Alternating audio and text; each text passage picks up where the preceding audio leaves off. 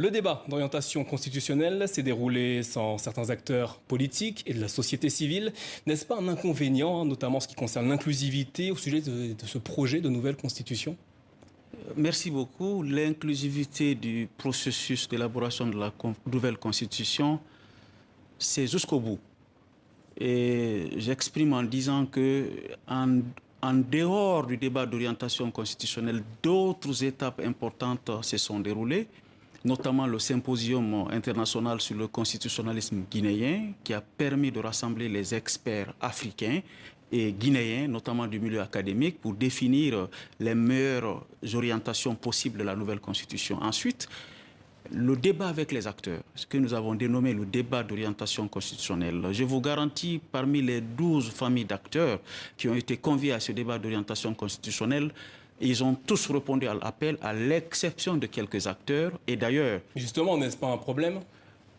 Je crois que c'est un problème qui a aussi une solution, parce qu'en effet, la volonté de nous, les constituants, d'associer tous les acteurs de la vie nationale à la définition des orientations de la nouvelle constitution est sans commune mesure. Donc, nous avons invité tous les acteurs 20 jours avant le débat proprement dit, et nous les avons transmis tous les documents d'orientation et de cadrage nécessaires pour qu'ils apportent leur contribution à cette étape importante du processus d'élaboration de la nouvelle constitution. Leur voix comptera-t-elle ou pourra-t-elle compter à l'avenir, notamment en ce qui concerne l'élaboration de la nouvelle loi fondamentale en Guinée? À tout moment, je vous garantis que ces acteurs peuvent être entendus et leurs contributions écrites ou orales seront acceptées à tout moment du processus.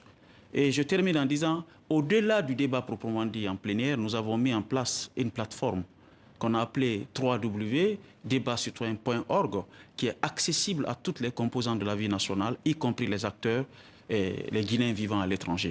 Alors la Guinée est donc sur la voie d'une nouvelle constitution. Y aura-t-il de nouvelles dispositions au sein du nouveau texte fondamental? Et si la constitution doit tenir compte de l'histoire politique et sociale d'un pays, nous avons une obligation de faire une lecture juste de ce qui a entraîné la rupture de l'ordre constitutionnel. Et ceci a été fait, donc nous allons naturellement... Qu'est-ce qui a été fait précisément? Quelle est la différence entre la précédente et celle sur laquelle vous travaillez actuellement? D'abord, le processus de son élaboration, qui est le plus inclusif possible. Il n'y a jamais eu un processus d'élaboration des constitutions en Guinée qui s'est déroulé sur un processus participatif et transparent tel que nous sommes en train de le mener actuellement. Et deuxièmement, ce qui est important, ce n'est pas une constitution d'experts, c'est une constitution qui va associer toutes les composantes de la vie nationale. Et troisièmement, il y a les grandes orientations qui ont été définies à travers les différentes phases du processus d'élaboration qui nous permet aujourd'hui de mettre le curseur sur les différentes réformes nécessaires à garantir à la fois la mutabilité, mais aussi l'intangibilité de la Constitution. Alors la Guinée, vous travaillez justement sur cette nouvelle Constitution, mais n'y avait-il pas d'autres sujets à régler avant de s'attaquer à ce sujet?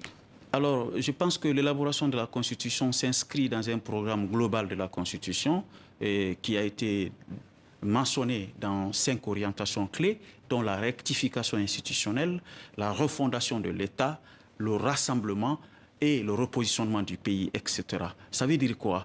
Au-delà de la Constitution, il y a eu un premier travail que nous avons appelé les assises nationales. Les assises ont permis aux Guinéens, victimes des différents régimes et des différents événements qui ont posé préjudice à leur vie quotidienne, de se déballer, d'intervenir. La finalité des assises, c'est pour définir les voies et moyens de la réconciliation nationale. Donc, au-delà de la Constitution, il y a un travail de réconciliation à mettre en place. Et deuxièmement, c'est la conduite du processus de développement du pays sur une base rationnelle, c'est-à-dire mettre en place des règles de gouvernance plus stables et plus durables pour assurer le développement socio-économique équitable de la Guinée. Certains au sein de l'opposition et de la société civile estiment que la prochaine constitution est une stratégie pour prolonger la transition en Guinée. Que leur répondez-vous ce soir? D'abord, le processus d'élaboration d'une constitution sérieuse obéit à un ensemble d'étapes que nous n'avons pas créées. Ce sont les meilleures pratiques qui l'ont exigé. C'est d'abord l'inclusivité et la participation des acteurs. La Constitution, c'est la loi fondamentale d'un pays.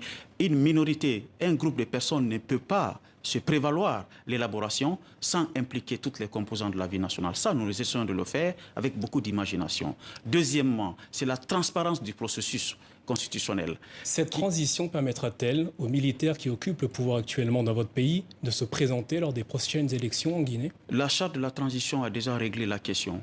Aucun acteur de la transition, les membres du CNRD, les membres du gouvernement, les membres du CNT ne feront acte de candidature aux prochaines élections. Ceci est une disposition fondamentale de la charte de la transition et le président de la transition, à plusieurs occasions, a rappelé la nécessité de respecter cette parole qui constitue pour nous la valeur fondamentale de la réussite de la transition. Le budget de la transition s'élève à plus de 5 milliards de francs guinéens. C'est ce qu'a indiqué il y a quelques jours Mori Condé, le ministre de l'Administration du Territoire et de la Décentralisation.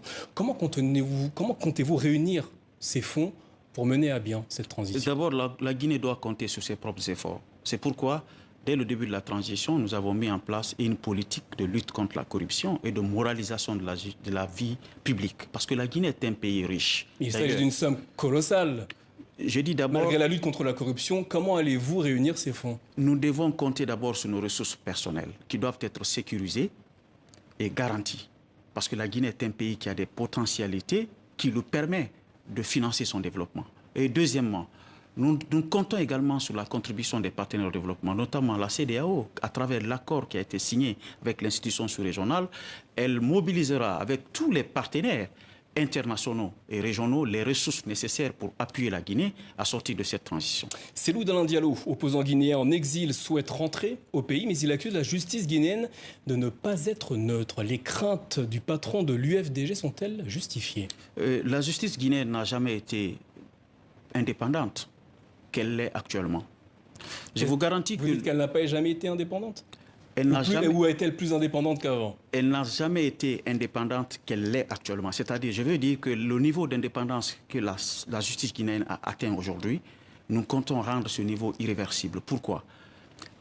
L'impunité est le facteur essentiel qui a gangréné la vie sociopolitique et économique de la Guinée, qui a empêché à un pays doté d'énormes potentialités de se développer. Aujourd'hui, nul n'est censé être au-dessus de la loi.